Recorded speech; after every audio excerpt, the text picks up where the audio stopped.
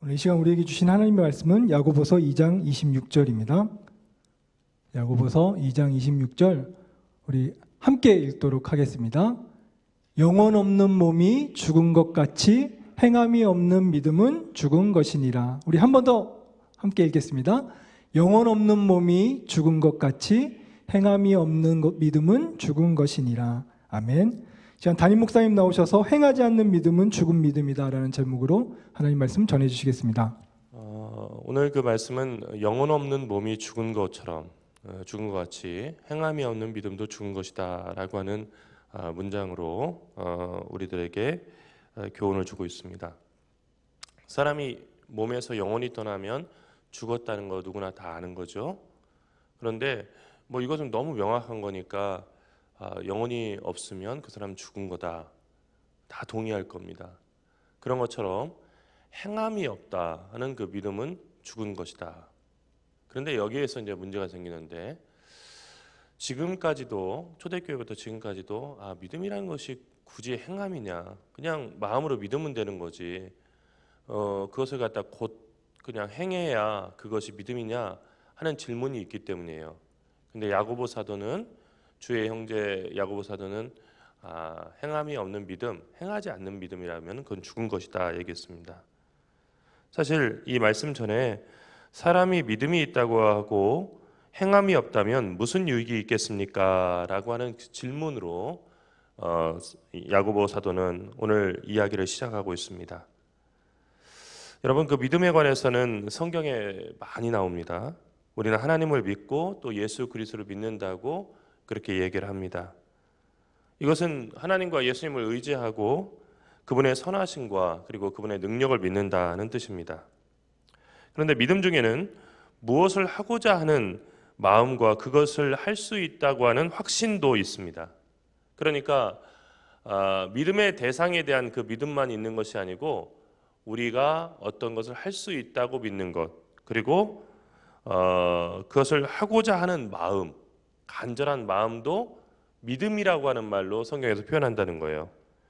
예를 들어서 예수님께서 말씀하신 너희에게 겨자씨 하나일 만한 믿음이 있었다면 이 뽕나무더러 뿌리가 뽑혀 바다에 심기어라 하였을 것이요 그것이 너희에게 순종하였으리라 라고 할 때, 그 믿음은 하나님을 믿는 믿음이 있었다면, 겨자씨만한 그 믿음이 있었다면 그 나무가 옮겨진다는 얘기가 아니고 그 뽕나무가 옮겨져서 바다에 심겨질 것이다 라고 하는 믿음이 겨자씨만큼이라도 있었다고 한다면 옮겨진다는 얘기죠. 또 예수님께서는 병자들을 보실 때 내가 너를 고칠 줄 아느냐, 고칠 줄 믿느냐 라고 물으시는 대신에 내가 나을 줄을 믿느냐라고 이렇게 물으셨어요. 내가 지금 너를 고쳐줄 건데 내가 너를 고쳐줄 거라고 믿느냐, 이렇게 물으신 것이 아니고 너 병들었는데 지금 네가 나을 줄을 믿느냐, 이렇게 물으셨다는 거예요. 그런 다음에 병자에게 믿음이 있다는 것을 확인하시고 그 병자를 고치신 다음에는 어떤 얘기를 하셨냐면 내 믿음이 너를 구원하였다, 내 믿음이 너를 구원하였다, 이렇게 말씀하셨다는 거죠. 그러니까 예수님이 고치신 것이 아니고 그 병자의 믿음, 내가 나을 것이다 라고 하는 그 병자의 간절한 믿음이 병자를 고쳤다는 겁니다. 이렇게 보면 믿음이라고 하는 말은 한편에서는 하나님과 예수님, 이 두 분에 대한 기대와 소망, 그리고 의지라고 하는 뜻도 있지만 어떤 일을 하고자 하는 마음이나 할 수 있다고 하는 확신도 믿음에 속한다는 것입니다. 그러니까 사람이 믿음이 있다고 하고 행함이 없다면 무슨 유익이 있으리요 라고 하는 말과 행하지 않는 믿음은 죽은 믿음이라 라고 하는 말에서, 믿음은 하나님에 대한 그런 믿음도 될 수 있지만은 사실 이 문맥 속에서는 믿음은 그 일을 하고자 하는 마음이나 할 수 있다고 하는 확신을 의미한다는 것입니다. 여러분, 매주일 이 학원생 예배이기 때문에 이 설교의 주제가 여러분들의 어떤 그 공부에 많이 초점이 맞춰지는데요. 공부라는 것, 이번 일주일도 공부했고 또 이제 오늘 예배를 마치고 나서 또 다른 일주일을 여러분 또 공부해야 될 거예요. 근데 이게 공부라는 것이 제가 거듭 말씀드리지만 쉽지 않죠. 하지만 공부는 이를 악물고 해서는 안 돼요. 여러분 성공하는 사람은 1%가 뭐 다르다. 그 책의 그 저자 이민규 교수가 있어요. 이미 은퇴하시고 했는데 뭐 300만 부 이렇게 팔렸던 책이죠. 근데 평생 심리학 공부해왔던 거 가지고서 어떻게 하면은 우리가 그 마음의 세팅을 바꿔가지고 이렇게 성공할 수 있는가 그걸 정리해놓은 책이에요. 저는 이분에게 이제 그 직접 수업도 이렇게 받고 그랬었는데 그 교수님이 하신 얘기가 뭐냐면 고등학생 딸이 있는데 딸한테 그런 얘기를 자주 했다는 거예요. 야, 이를 악물고 공부하지 마라. 그러면 나중에 시험에서 하나도 생각이 안 난다. 왜냐하면 시험에서도 이를 악물고 공부하지 않기 때문에 시험을 보지 않기 때문에 이 악물고 배운 것은 그렇게 시험에서 표현하기가 어렵다. 또 무엇보다도 뇌는 행복해야만 그 기억을 하는데 이를 악물고 정말 괴롭게 공부하는 건 이것은 그 노력한 만큼 그 뇌에 저장되지 않는다는 거예요. 여러분 사실 이를 악물고 공부해서는 안 됩니다. 이를 악물고 공부하면 어떻게 되냐면 실력이 느는 것이 아니고 치과 갈 일들이 늘어나는 거죠. 이가 다 상하는 겁니다. 공부는 밥을 먹듯이 평범하게 공부해야 돼요. 여러분 밥 먹지 않습니까? 근데 막 밥을 먹을 때 이번 밥은 막 정말 잘 먹을 거야 막 결심하면서 그렇게 밥을 먹지 않죠. 그냥 무덤덤하게 밥을 먹잖아요. 어떤 때는 밥을 먹고 있다는 생각을 하지 못할 정도로 그냥 습관적으로 밥을 먹을 때도 많이 있잖아요. 엄청난 계획을 세워서 비장한 각오를 가지고 공부해서는 안 되고 그냥 매일 아침 같은 시간에 버스나 지하철 또는 부모님 차를 타고 학교에 가고 그리고 또 시간이 되면은 집에 돌아오는 일상처럼 그렇게 평범한 일상이 되어야 공부는 공부가 된다는 겁니다. 여러분 수학 문제를 한 번 풀고 두 번 풀고 세 번 풀면서 나중에는 그 문제를 푸는 일이 평범해질 때 진짜 내 실력이 되는 거죠. 큰 결심을 가지고서는 그 문제를 풀어가지고 한 번 풀었는데 대단한 일을 했다. 뭐 거기에 감탄을 하면서 자기 벽에다가 오늘 뭐 대단한 문제를 푸른 날 해가지고 뭐 거의 플랜카드처럼 뭐를 써서 붙이고 뭐 그리고 공부한다고 할 때 뭐 반드시 내가 이번 뭐 대학은 꼭 꼭 정복하고 말 거야. 뭐 꼭 시험 때가 되면은 뭐 자기가 가고 싶은 학교 앞에 가가지고 정문 앞에서 사진 찍고 그리고서는 그 사진을 막 붙여놓고 그렇죠.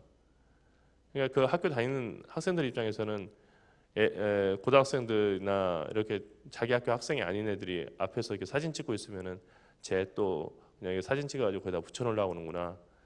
다 매일 아는 그냥 일상이죠. 근데 공부는 그렇게 해서는 안 되고요. 매일같이 그냥 평범하게 꾸준하게 해야 한다는 거예요.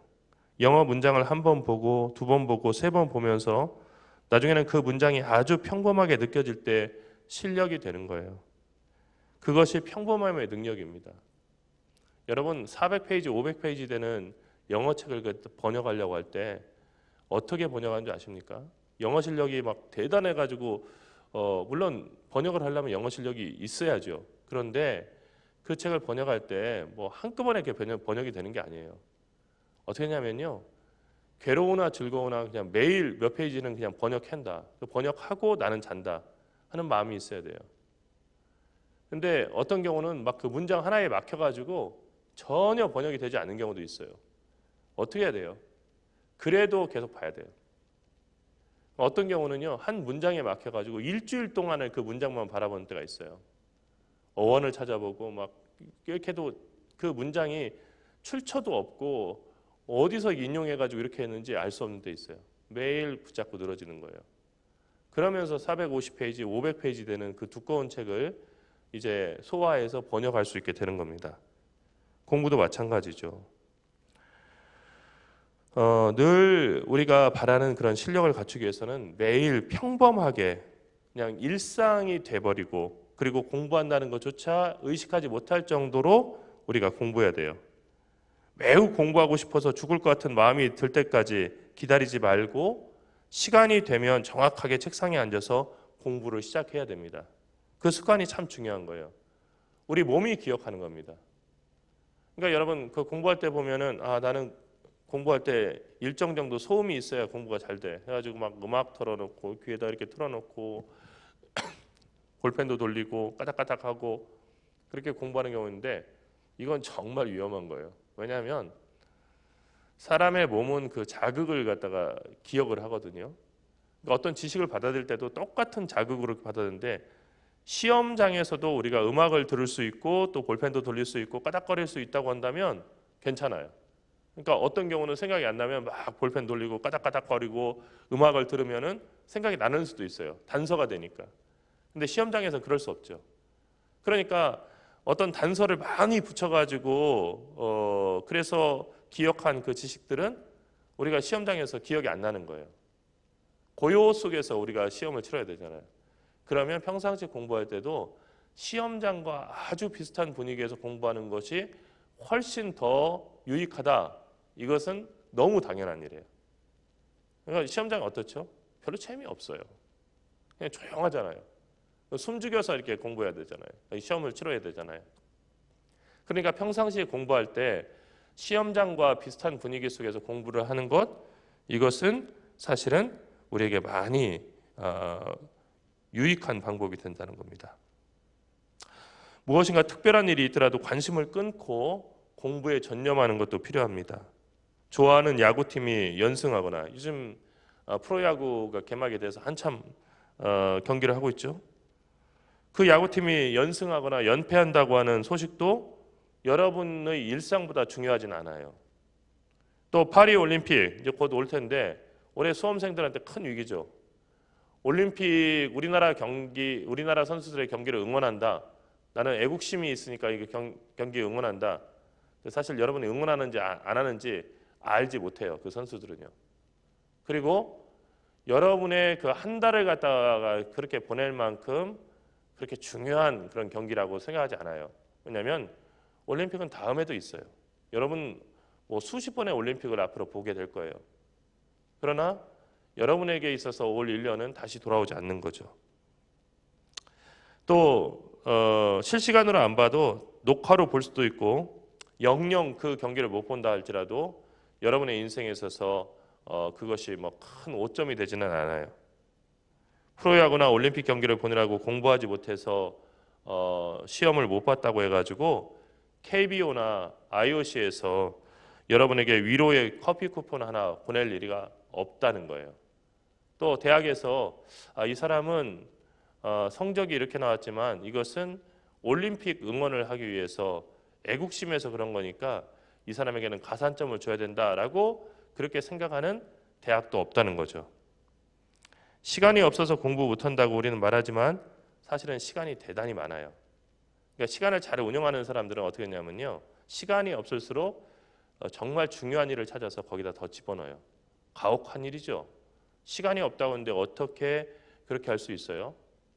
여러분 프란츠 카프카라고 하는 그 프라하에서 아주 유명한 체코에서 살았지만 유대인이었죠. 그 작가가 있어요.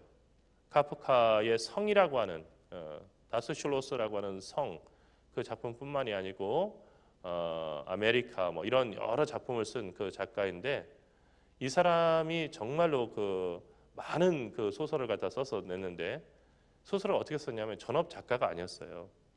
낮에는 자기가 정말로 하기 싫은 그 직장에 가가지고 숫자를 계산하고 세금 가는 그런 것들을 계산해야 되는 그런 일들을 해야 됐어요. 그리고 나서 해가 지면은 퇴근해가지고요. 자그마한 다락방에서 남들이 정말 그 술 마시고 그리고 저녁 시간을 여유 있게 보낼 때 거기에서 매일 꾸준하게 소설을 쓴 거예요. 누구 하나 지원해주지 않았고 응원해주지 않았지만 매일같이 그 소설을 쓴 결과 우리가 아는 프란츠 카프카라고 하는 위대한 작가가 나온 거예요. 그러니까 시간이 많다고 해서 우리가 무슨 일을 하는 것이 아니고 내가 해야 되는 중요한 일들을 내 삶의 시간에 포함시킬 수 있느냐 그렇지 못하냐에 따라서 우리 삶이 위대해지기도 하고 그렇지 않기도 하다는 거예요.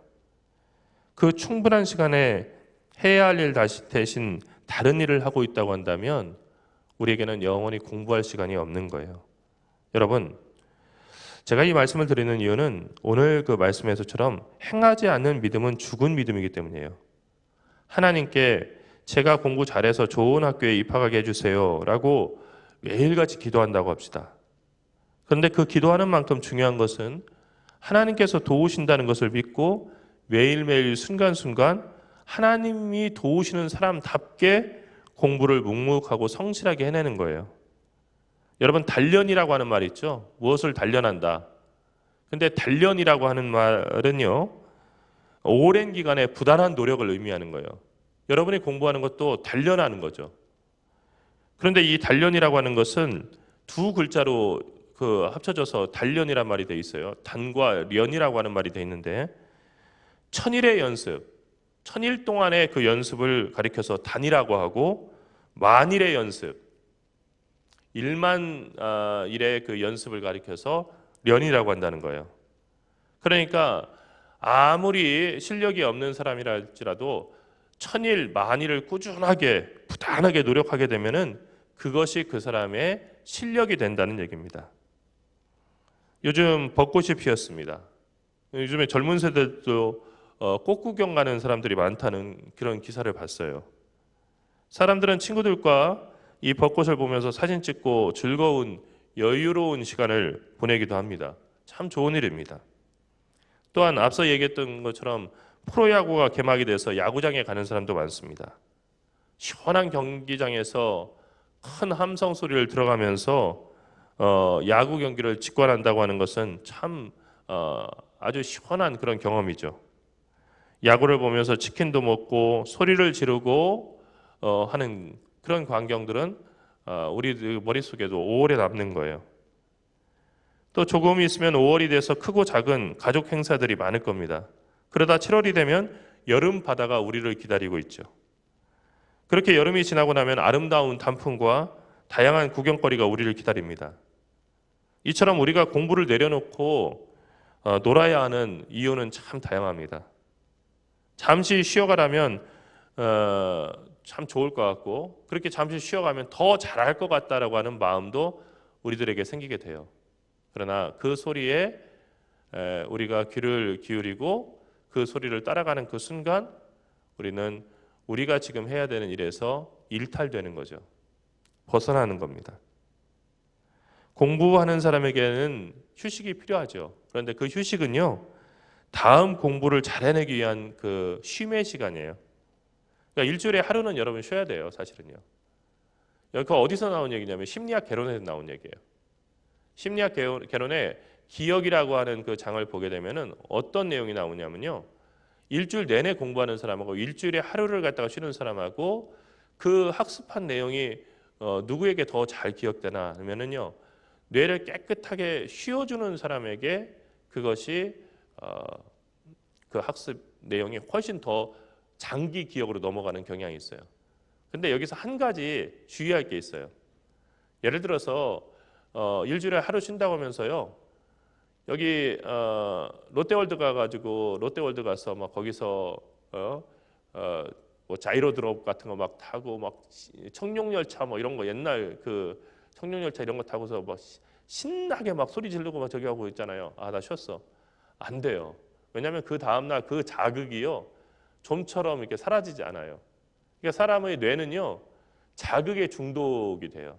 재밌으면요, 다음 날도 꼭 애기처럼요, 또 해봐 계속 하는 거예요. 며칠 그렇게 되면 그 며칠 동안은요, 공부를 놓치는 거예요. 안 되는 거예요. 어떻게 해야겠어요? 그러면 쉬더라도 사실은 다음 공부에 자극이 없을 정도로 푹 쉬어야 돼요. 아무것도 하지 않고 좀 이렇게 음악도 듣고, 잔잔한 음악도 듣고, 좀 누워서 잠도 자고, 평상시에 이제 못 잤던 것들 되게 도움이 된다는 거예요. 왜냐하면 몸이 보충되고 회복이 되니까. 그런데 나는 이 시간에 좀 막 소리도 지르고 해야겠다, 실컷 좀 놀아야겠다 해서 친구들과 어울려서 그냥 실컷 놀고, 난 실컷 놀았으니까 이번 주는 집중할 수 있을 것 같아 할 것 같은데 또 놀고 싶은 거예요. 그게 이제 사람의 그 마음이죠. 올해도 이제 3개월이 지나고 이제 4월이지 않습니까? 오늘 4월에 그 예배를 드리지만은 곧 4월도 다 가고 말 겁니다. 세월이 빠르다는 것을 아는 것이 철드는 거죠. 세월은 누구에게나 공평합니다. 세월을 아끼라 하는 얘기를 많이 듣지만 정말로 그렇습니다. 그리고 결정적인 순간에 세월을 아끼는 건 참 중요합니다. 여러분, 공부는 나이 80이 돼서도 공부할 수 있는 거예요. 90이 돼서도 대학을 가는 분들이 있습니다. 하지만 경제적인 면에서 90이 돼서 공부하는 것보다는 10대 때, 20대 때 공부하는 것이 훨씬 여러분에게 그 공부에 보람이 있기 때문에 젊은 시절에 공부하라는 거죠. 그래서 이 젊은 시절, 이 정말로 그 봄과 같은 시절에 여러분들이 어두운 방 안에서, 교실 안에서 공부하는 겁니다. 그런 면에서 여러분, 그 정말 잘하고 싶은 그 일이 무엇인가를 잘 생각해 보고 그 일에 몰입해서 그 열매로 여러분의 창고를 채우십시오. 여러분, 가끔 제가 말씀을 드리지만 우리는 포도원에 간 여우처럼 이렇게 생각할 수가 있어요. 이솝우화에 보면 여우와 신포도라고 하는 그 이야기가 있는데, 여우가 아주 무더운 날 길을 가다가 목이 말려가지고 물을 찾았는데 물이 없었어요. 그런데 보니까 아주 시원하게 보이는 포도 열매가 아주 탐스럽게 주렁주렁 열린 걸 봤습니다. 저거 먹으면 되겠다 해서 점프를 했어요. 안 닿아요. 점프했어요. 다시 점프했지만 안 닿아요. 정말 죽을 힘을 다해서 점프했는데요. 코하고 그 포도하고 스칠 뿐 입까지는 안 오는 거예요. 그래서 계속 점프하다가 결국 안 되겠다는 생각이 들었어요. 그때 여우가 이 포도를 보면서 그런 얘기했어요. 저 포도는 탐스러워 보이기는 하지만 되게 실 거야. 그래서 맛이 없을 거야. 나는 신 거 싫어하니까 그냥 갈 거야. 여우가 떠났다는 거예요. 정신승리죠. 정신승리했으면 목마른 거 사라졌어요? 여전히 목마른 채로 그 길을 갔다는 거예요. 우리가 그렇게 돼서는 안 된다는 거예요. 생각하면서 살아야지, 그렇지 않으면 사는 대로 생각하게 돼 있어요. 생각을 하고 목표를 세우고 목적을 갖다 분명히 하게 해서 하루하루를 살지 않으면요, 우리가 살아가는 대로 인생이란 건 그런 거지 하고 그렇게 생각하게 돼 있다는 거예요. 여러분, 생각하면서 살아가세요. 사는 대로 생각하지 마세요. 기도하겠습니다. 살아계신 하나님, 은혜와 사랑을 감사합니다. 행하지 않은 믿음, 이 믿음은 죽은 믿음이라고 오늘 사도 야고보는 이야기했습니다. 우리가 행함이 없는 채로 믿노라 하고 아무것도 하지 않은 채 정말 녹슬어 버리는 그런 상태로 인생을 마감하지 않도록 인도하여 주시옵소서. 달아 없어질지언정 녹슬지 않도록 인도하여 주시옵시고, 그래서 우리들의 삶 가운데 하나님께서 허락하신 모든 가능성과 잠재력을 다 발휘하고 그것을 통해서 세상을 밝게 하다가 주님 앞에 돌아갈 수 있도록 인도하여 주시옵소서. 때때로 공부를 해야 되는 이유가 불분명해지고 또 몸이 피곤하고 지쳐 있을 때 날마다 하늘의 지혜와 명철을 더하시고 또 용기를 주시옵시며, 하나님께서 주시는 인생의 목적 그리고 인생의 표대를 바라보게 하셔서 그 지치고 또 상한 마음이 새 힘을 얻게 인도하여 주시옵시고, 용기를 내어서 매일 꾸준하게 걸어가야 되는 그 배움의 길을 걸어가는데 부족함 없도록 인도하여 주시옵소서. 주께서 사랑하는 딸과 아들들에게 주님께서 늘 함께 하시고 도우실 줄 믿사옵고, 사랑하신 예수 그리스도 이름으로 간절히 기도드리옵나이다. 아멘.